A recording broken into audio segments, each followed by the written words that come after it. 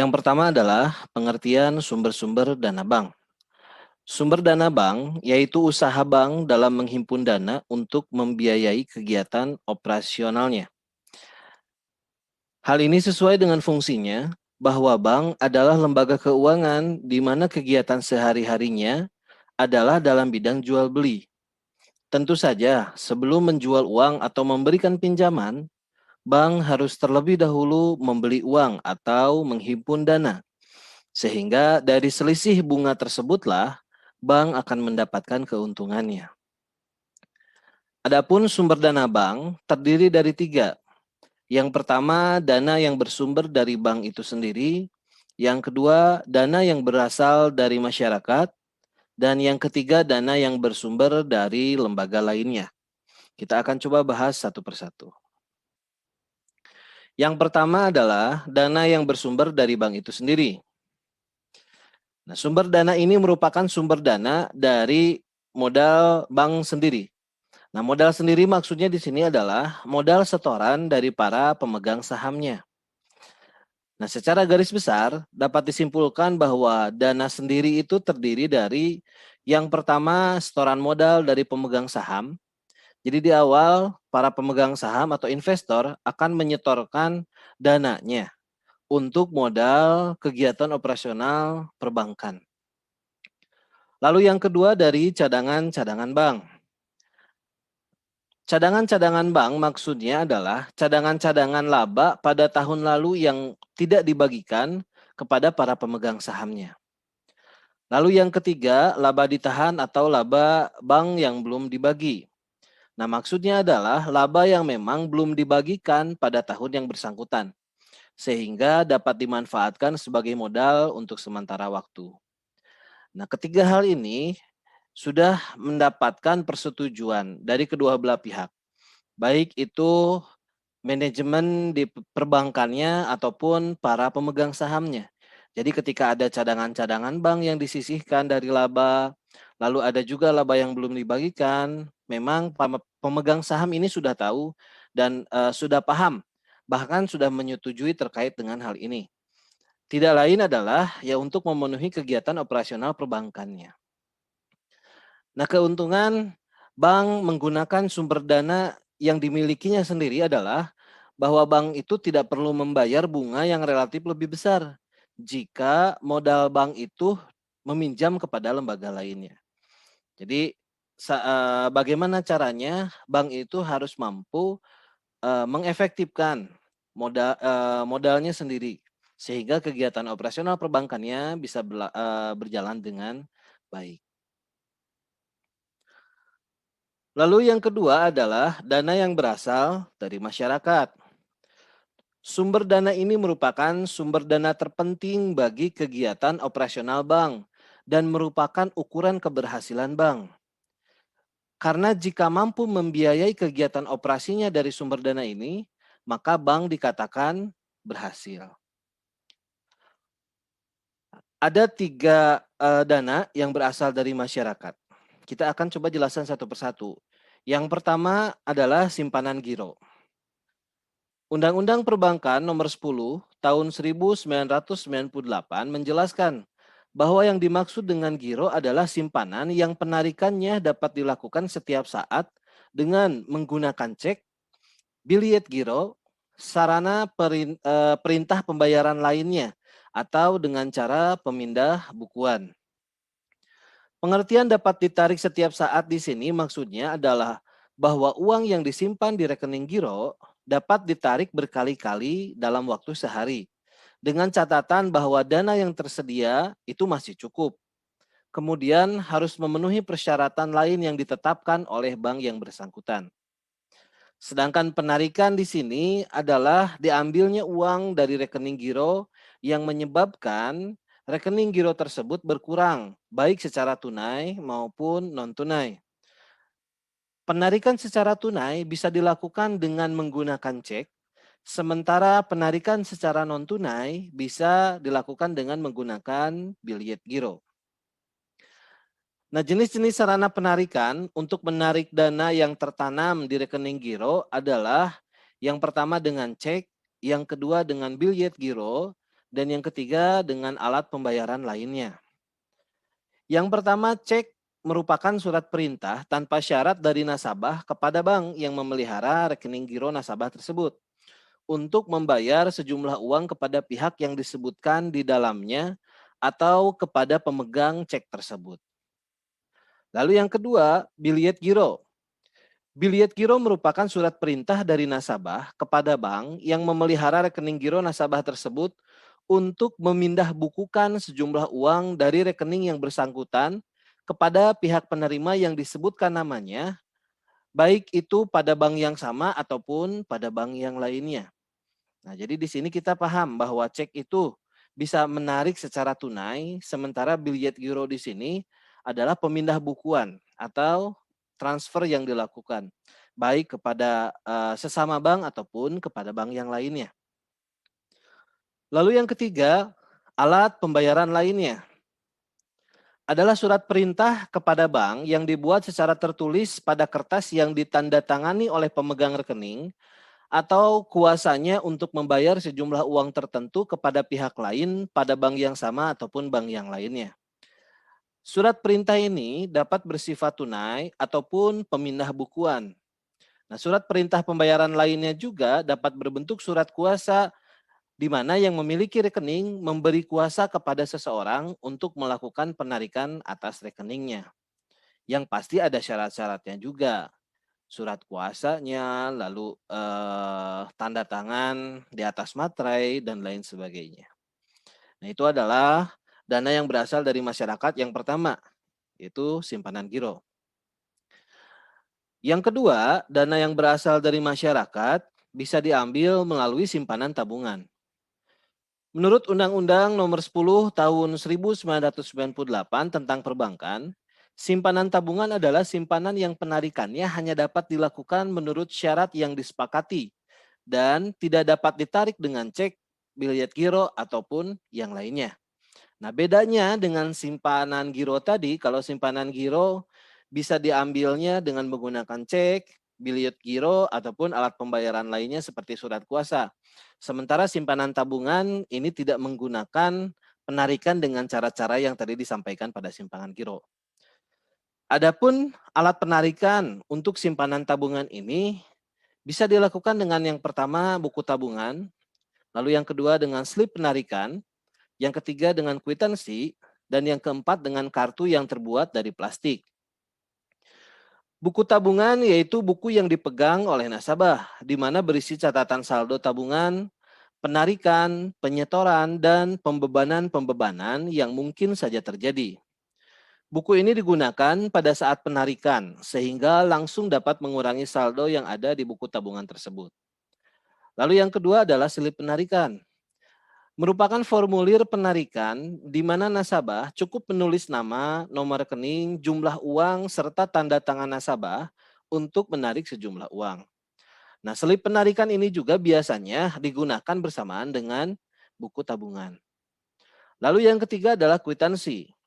Merupakan bukti penarikan yang dikeluarkan oleh bank yang fungsinya sama dengan selip penarikan, di mana tertulis nama penarik, nomor penarik, jumlah uang, dan tanda tangan penarik.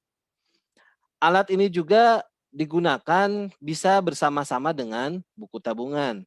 Nah, kwitansi ini biasanya bentuk slip penarikan yang dikeluarkan oleh bank. Biasanya lebih simpel dibandingkan dengan slip penarikan. Lalu yang keempat ada kartu yang terbuat dari plastik, yaitu jenis kartu yang terbuat dari plastik yang dapat digunakan untuk menarik sejumlah uang dari tabungannya, baik di bank ataupun di mesin ATM. Nah, jadi perbedaannya dengan simpanan giro adalah bagaimana cara penarikannya. Lalu yang ketiga, sumber dana yang berasal dari masyarakat yaitu adalah simpanan deposito. Menurut Undang-Undang Nomor 10 Tahun 1998, yang dimaksud dengan deposito adalah simpanan yang penarikannya hanya dapat dilakukan pada waktu tertentu berdasarkan perjanjian nasabah penyimpan dengan bank. Nah, simpanan deposito ini merupakan simpanan jenis ketiga yang dikeluarkan oleh bank. Berbeda dengan dua jenis simpanan sebelumnya, di mana simpanan deposito ini mengandung unsur jangka waktu atau jatuh tempo yang lebih panjang dan tidak dapat ditarik setiap saat atau setiap hari. Adapun jenis-jenis deposito yang ada di Indonesia itu ada 3.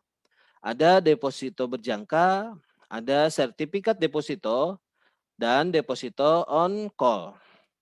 Kita jelaskan satu persatu. Deposito berjangka merupakan deposito yang diterbitkan menurut jangka waktu tertentu. Nah, jangka waktu deposito biasanya bervariasi mulai dari 1, 2, 3, 6, 12, 18, sampai dengan 24 bulan. Deposito berjangka diterbitkan atas nama baik perorangan maupun lembaga. Artinya, di dalam biljet deposito nanti tercantum nama seseorang atau nama lembaga. Nah, penarikan deposito sebelum jatuh tempo maka akan dikenakan denda atau penalty rate. Jadi, deposito ini adalah simpanan yang memang pengambilannya atau penarikannya harus sesuai dengan perjanjian yang dilakukan oleh bank dan nasabah. Jika nasabah dan bank sudah mencapai kesepakatan penarikan bisa dilakukan misalkan 12 bulan, maka harus ditarik pada saat 12 bulan sudah dari tanggal ditetapkannya, ya.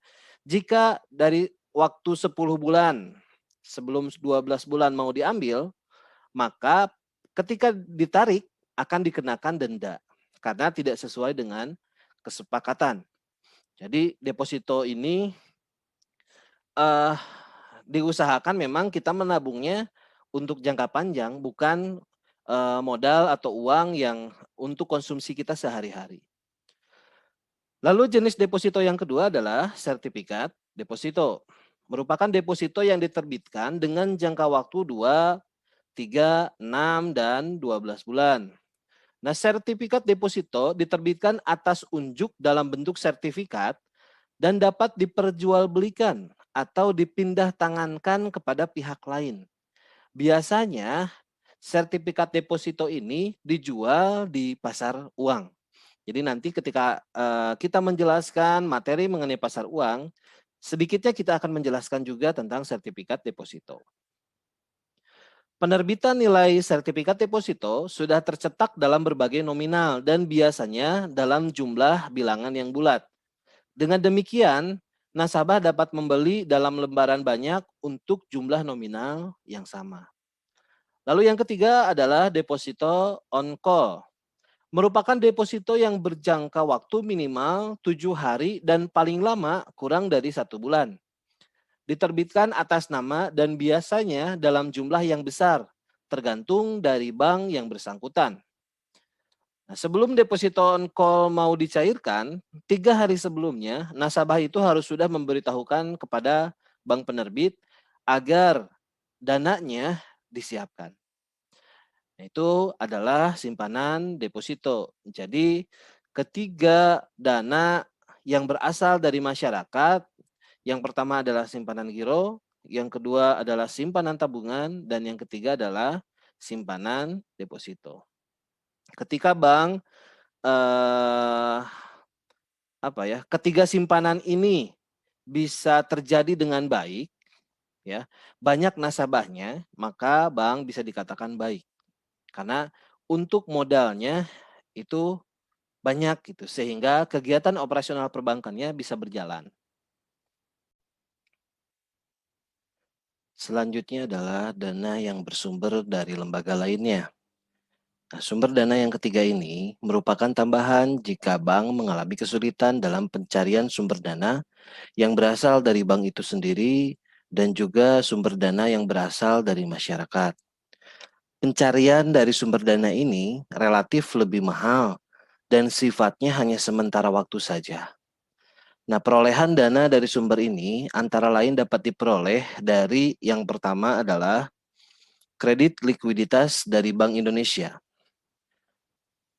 Ini merupakan kredit yang diberikan oleh Bank Indonesia kepada bank-bank yang mengalami kesulitan likuiditasnya. Nah, kredit likuiditas ini juga biasanya Bank Indonesia memberikannya kepada pembiayaan sektor-sektor tertentu atau lembaga-lembaga yang lainnya juga. Lalu yang kedua, pinjaman antar bank. Nah, biasanya pinjaman ini diberikan kepada bank yang mengalami kalah clearing di dalam lembaga clearing. Clearing maksudnya adalah sarana yang digunakan oleh bank untuk menjalankan fungsinya, yaitu untuk memudahkan penyelesaian transaksi antar bank. Bank dapat saling memperhitungkan hutang piutang yang terjadi akibat transaksi bisnis yang dilakukan masing-masing nasabahnya. Nah, transaksi antara nasabah bank menggunakan alat pembayaran antara lain seperti yang saya sudah sampaikan, yaitu berupa cek, biljet giro, ataupun surat dagang lainnya yang lazim diterima oleh perbankan atau atas dasar persetujuan dari kedua bank tersebut. Pinjaman ini biasanya bersifat jangka pendek dengan bunga yang relatif sangat tinggi. Lalu yang ketiga, pinjaman dari bank yang ada di luar negeri.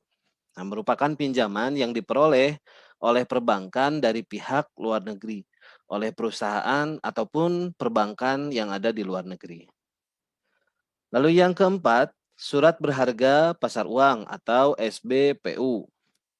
Dalam hal ini, pihak perbankan menerbitkan SBPU kemudian diperjualbelikan kepada pihak yang berminat, baik perusahaan keuangan maupun non-keuangan.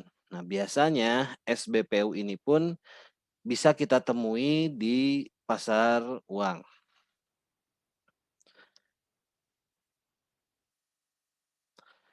Nah, selanjutnya saya akan menjelaskan tentang pengalokasian dana bank. Pengalokasian dana bank adalah menjual kembali dana yang diperoleh dari penghimpunan dana dalam bentuk simpanan.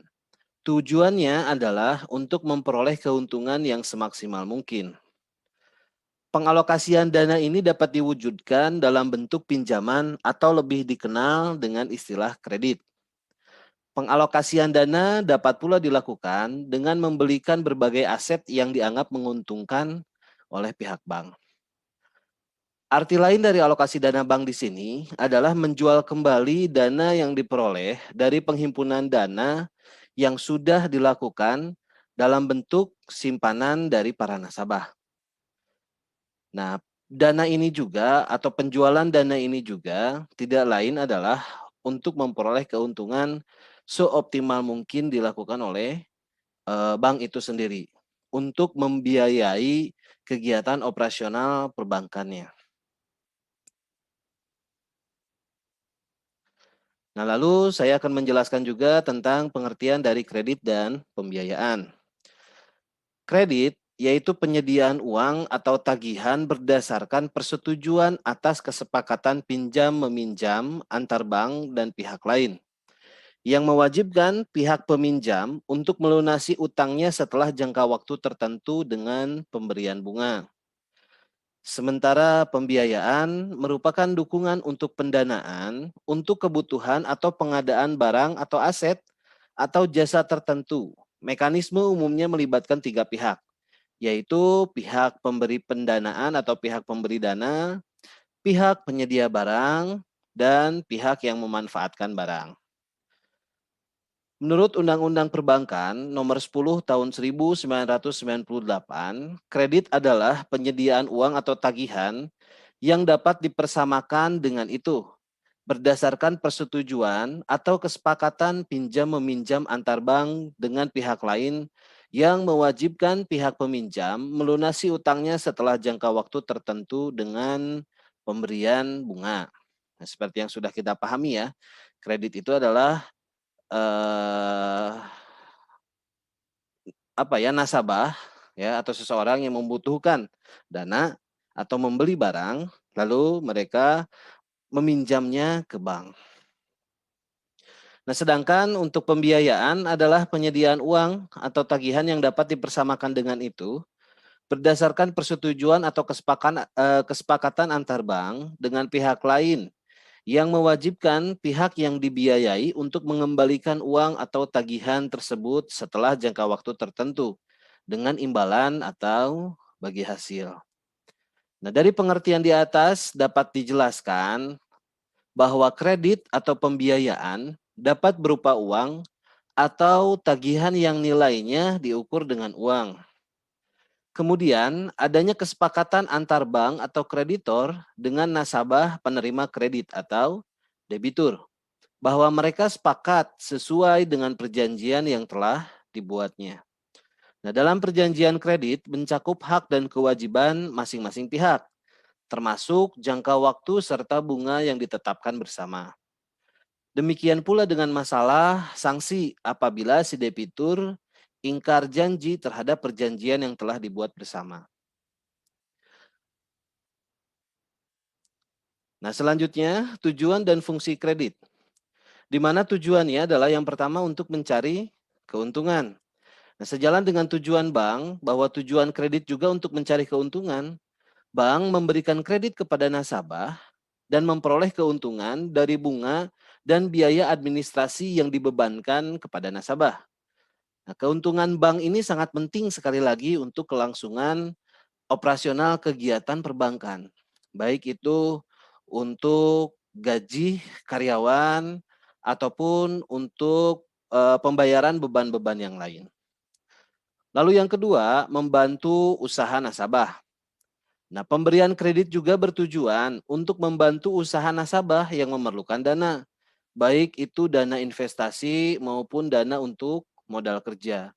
Nah, dengan dana tersebut diharapkan pihak debitur akan dapat mengembangkan dan memperluas usahanya. Lalu yang ketiga, membantu pemerintah. Nah, bagi pemerintah, semakin banyak kredit yang disalurkan oleh pihak perbankan, maka semakin baik.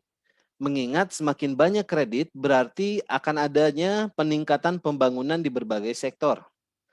Keuntungan bagi pemerintah dengan adanya pemberian kredit dari bank kepada masyarakat antara lain adalah yang pertama penerimaan pajak, lalu yang kedua membuka kesempatan kerja atau peluang usaha, lalu yang ketiga meningkatkan jumlah barang dan jasa yang diproduksi hasil dari pinjaman yang dilakukan oleh nasabah, lalu menghemat devisa negara, terutama untuk produk-produk yang sebenarnya diimpor, ya. Lalu meningkatkan devisa negara juga apabila produk yang dibuat itu dibiayai untuk keperluan ekspor. Nah, kemudian di samping itu fungsi dari kredit ya antara lain adalah yang pertama untuk meningkatkan daya guna uang. Maksudnya jika uang hanya disimpan saja tidak akan menghasilkan sesuatu yang berguna. Dengan diberikan kredit uang maka akan menghasilkan barang ataupun jasa oleh yang menerima kreditnya. Lalu yang kedua untuk meningkatkan peredaran dan lalu lintas uang. Nah, dalam hal ini, uang yang diberikan akan beredar dari suatu wilayah ke wilayah lainnya, sehingga wilayah yang kekurangan uang dengan memperoleh kredit akan memperoleh tambahan uang. Dan untuk lalu lintas peredaran uang ini, untuk mencegah terjadinya inflasi ataupun deflasi. Lalu yang ketiga, untuk meningkatkan daya guna barang. Kredit yang diberikan oleh bank akan digunakan oleh debitur atau oleh nasabahnya untuk mengelola barang yang tidak berguna menjadi berguna. Lalu yang keempat, meningkatkan peredaran barang. Kredit dapat pula menambah atau memperlancar arus barang dari suatu wilayah ke wilayah lainnya, sehingga jumlah barang yang beredar di suatu wilayah akan semakin bertambah. Lalu yang kelima, sebagai alat stabilitas ekonomi. Karena dengan adanya kredit yang diberikan, maka akan menambah pula jumlah barang yang diperlukan oleh masyarakat. Lalu yang keenam, untuk meningkatkan gairah berwirausaha. Maksudnya di sini adalah bagi si penerima kredit, tentunya mereka akan meningkatkan kegairahan mereka dalam melakukan berwirausaha. Apalagi bagi nasabah yang modalnya itu pas-pasan. Dengan bantuan dari bank ini, maka akan memunculkan gairah kembali untuk melakukan usahanya. Dan yang terakhir, untuk meningkatkan pemerataan pendapatan. Nah, jika sebuah kredit diberikan untuk membangun pabrik, maka tentu akan membutuhkan tenaga kerja sehingga diharapkan dapat mengurangi pengangguran yang terjadi. Itulah tujuan dan fungsi dari adanya kredit. Nah, lalu jenis-jenis kredit, ya. Jenis-jenis kredit itu dibagi ke dalam 5. Dilihat dari seginya, yaitu dari segi kegunaannya, segi tujuan kredit, segi jangka waktu, lalu segi jaminan, dan segi sektor usaha. Di mana untuk segi kegunaannya terdapat 2 hal, yaitu kredit investasi dan kredit modal kerja. Lalu untuk segi tujuan kredit itu ada kredit produktif, ada kredit konsumtif, dan ada kredit perdagangan. Lalu dilihat dari segi jangka waktunya, itu kredit jangka pendek, ada kredit jangka menengah, dan ada kredit jangka panjang. Dan untuk dilihat dari segi jaminannya, ada kredit dengan jaminan dan juga ada kredit tanpa jaminan. Lalu dilihat dari segi sektor usahanya, terdiri dari beberapa, yaitu kredit pertanian, kredit peternakan, kredit industri, kredit pertambangan, kredit pendidikan, kredit profesi, dan kredit perumahan. Nah, lalu ketika berbicara tentang jaminan kredit, maka dalam melakukan kredit ada jaminan yang harus diberikan oleh orang yang akan mengajukan kreditnya atau pinjamannya kepada bank. Adapun jaminan-jaminan kreditnya itu antara lain adalah bisa dengan rumah ataupun properti berupa sertifikatnya, lalu kendaraan bermotor itu pun berupa BPKB-nya, bisa dengan produk investasi, surat keterangan bahwa dia sedang berwirausaha. Lalu yang keempat dengan surat keterangan pengangkatan pegawai, terutama untuk PNS biasanya melalui SKPNS. Lalu mesin pabrik yang memang bisa menjadi jaminan untuk kredit. Dan yang terakhir adalah dengan emas. Nah, terdapat prinsip-prinsip pemberian kredit. Nah, sebelum kredit diberikan, biasanya bank harus merasa yakin bahwa kredit yang akan diberikan itu benar-benar akan kembali. Keyakinan tersebut diperoleh dari hasil penilaian kredit sebelum kredit tersebut disalurkan. Nah, penilaian kredit oleh bank dapat dilakukan dengan berbagai cara untuk mendapatkan keyakinan tentang nasabahnya, seperti melalui prosedur penilaian yang benar. Nah, dalam melakukan penilaian, kriteria-kriteria serta aspek penilaiannya tetap sama. Begitu pula dengan ukuran-ukuran yang ditetapkan sudah menjadi standar penilaian setiap bank. Nah, biasanya kriteria penilaian yang harus dilakukan dengan analisis 5C ataupun dengan analisis 7P.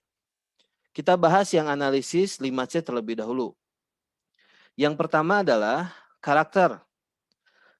Kriteria yang pertama adalah karakter, yaitu melihat bagaimana karakter dan latar belakang calon peminjam atau nasabah yang mengajukan kreditnya.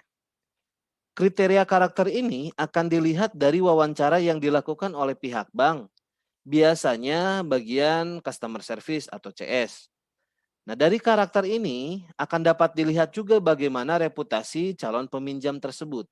Apakah pernah memiliki catatan tindakan kriminal atau kebiasaan buruk dalam keuangan seperti tidak melunasi pinjamannya. Lalu yang kedua, akan dilakukan analisis capacity, di mana capacity atau kerap disebut juga dengan capability, yaitu bagaimana kemampuan calon peminjam dalam membayar kreditnya. Nah, kriteria ini dilihat dari bagaimanakah nasabah menjalankan usahanya atau seberapa besar penghasilan yang diterima nasabah tiap bulannya. Jika pihak bank menilai bahwa nasabah tersebut tidak memiliki kemampuan cukup untuk membayar kredit, maka besar kemungkinan ajuan kreditnya akan ditolak. Nah, biasanya untuk kredit dilihat jika pegawai yang mendapatkan gaji pokok, biasanya 40% dari gaji pokok. Jika gajinya 40% untuk cicilannya bisa terpenuhi, maka biasanya akan di-ACC. Tapi kalau misalkan gajinya 3 juta, lalu cicilannya 3 juta, maka itu otomatis tidak akan di-ACC. Karena harus 40% untuk cicilan itu. Lalu yang ketiga adalah kapital. Kapital atau modal yang dimiliki oleh peminjam, yang khususnya diberlakukan pada nasabah yang meminjam untuk usaha atau bisnis. Nah, kapital ini biasanya untuk kredit bisnis ya atau untuk kredit usaha. Dengan mengetahui modal atau aset yang dimiliki usaha nasabah tersebut, pihak bank dapat sumber pembiayaan yang dimiliki. Selain itu, pihak bank juga dapat melihat bagaimana laporan keuangan dari perusahaan yang dijalankan nasabahnya untuk kemudian dijadikan acuan apakah memang layak diberikan kredit atau tidak. Lalu yang keempat adalah kolateral. Nah, kriteria ini kolateral atau jaminan yang diberikan pada calon peminjam saat mengajukan kredit kepada bank. Sesuai dengan namanya, jaminan ini akan menjadi penjamin atau pelindung bagi pihak bank jika nantinya nasabah tidak dapat membayar pinjaman yang diambil. Oleh karena itu, idealnya besaran jaminan yang bersifat fisik ataupun non-fisik lebih besar jumlahnya dan lebih besar dari kredit yang diberikan. Nah, seperti yang tadi sudah disampaikan pada penjelasan sebelumnya, di mana untuk jaminannya bisa berupa rumah, sertifikat rumah, BPKB motor, lalu surat keterangan pegawai, dan lain sebagainya. Lalu yang kelima, analisis kredit yang kelima adalah condition. Condition yaitu kondisi perekonomian baik yang bersifat general atau khusus pada bidang usaha yang dijalankan oleh nasabahnya. Jika memang kondisi perekonomian sedang tidak baik atau sektor usaha nasabahnya tidak menjanjikan, biasanya bank akan mempertimbangkan kembali dalam memberikan kredit. Hal ini terkait kembali dengan bagaimana kemampuan nasabah dalam membayar pinjamannya. Ya pasti dilihat juga dari kondisi ekonomi yang terjadinya. Supaya ketika bank mengeluarkan kredit, maka akan mengantisipasi kredit-kredit macet atau kredit-kredit yang tidak dibayarkan oleh nasabahnya. Nah, selain dari 5C yang tadi sudah dijelaskan, untuk analisis kredit juga bisa dilakukan dengan 7P. Nah, antara lain yang pertama adalah personality. Personality yaitu kepribadian dari calon peminjam yang mengajukan kreditnya.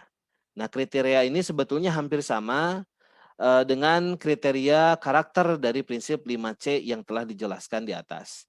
Di mana melihat bagaimana keseluruhan kepribadian nasabahnya, mencakup sikap dan perilakunya sehari-hari. Lalu yang kedua, party. Di sini calon peminjam dimasukkan ke dalam beberapa golongan yang terkait dengan kondisi keuangannya.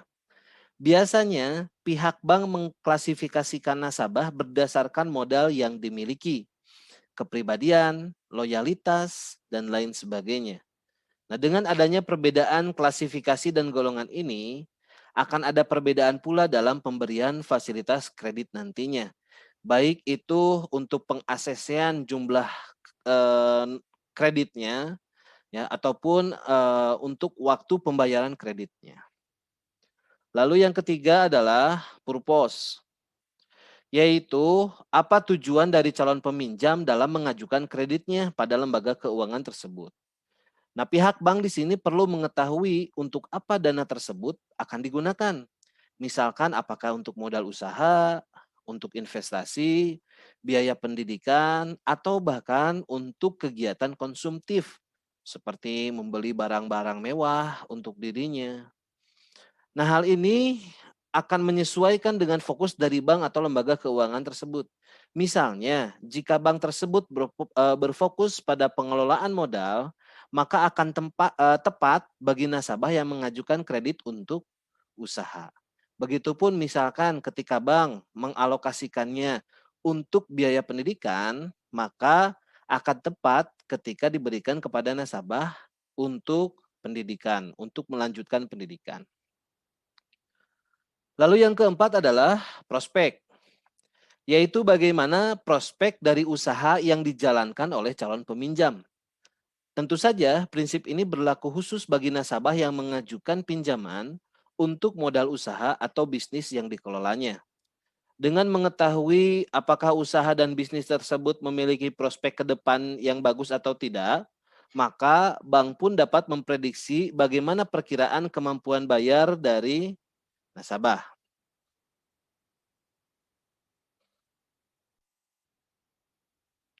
Lalu yang kelima adalah payment.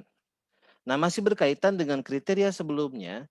Kriteria yang kelima ini juga bertujuan untuk mengukur bagaimana kemampuan bayar dari calon peminjamnya. Prinsip payment dilihat dari sumber pendapatan nasabah, kelancaran usaha yang dijalankan, hingga prospek dari usaha tersebut. Dengan begitu, pihak bank atau lembaga keuangan dapat menilai apakah nasabah tersebut memang dapat membayar ataupun tidak. Lalu yang keenam, analisis yang keenam adalah profitability, di mana pihak bank akan melihat bagaimana kemampuan calon peminjam dalam menghasilkan keuntungan atau laba. Nah, sama seperti beberapa kriteria sebelumnya, kriteria ini juga lebih dikhususkan pada nasabah yang meminjam untuk keperluan usahanya. Semakin tinggi profitability dari calon peminjam, maka akan semakin tinggi pula kemungkinan kredit yang diajukan atau dapat disetujui oleh pihak bank. Lalu yang ketujuh adalah protection. Nah, ini tidak jauh berbeda dengan kriteria kolateral pada prinsip 5C. Kriteria protection juga mengacu pada jaminan yang dapat diberikan oleh calon peminjam. Selain jaminan berupa barang seperti aset rumah atau perusahaan, protection ini juga dapat berupa jaminan asuransi yang dimiliki oleh nasabahnya. Nah, jadi ketika nasabah mau mengajukan kredit, maka bank akan melakukan analisis 5C ataupun analisis 7P. Jika analisisnya bisa berjalan dengan baik, hasilnya baik untuk nasabah, dilihat dari kondisinya tadi, dilihat dari jaminannya, dilihat dari nanti bagaimana kelancaran dalam pembayarannya. Maka ketika semuanya dinilai baik, nasabah yang meminjam itu akan diberikan kreditnya. Pasti akan diberikan kreditnya. Nah, itu saja untuk pembahasan kali ini terkait dengan sumber-sumber dana bank dan juga kredit ataupun pembiayaan yang dilakukan oleh bank atau alokasi dana bank.